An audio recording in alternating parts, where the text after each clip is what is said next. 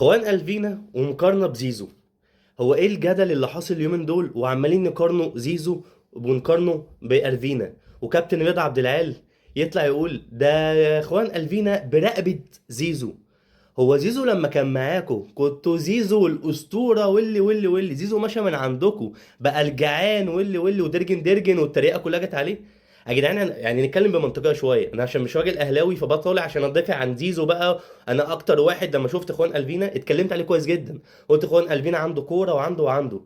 بس اخوان الفينا ماشي، لسه بدري عليه، لسه بدري عليه، لسه ده هو بيقع بدني وهو مهاري والكواليتي بتاعه كويس.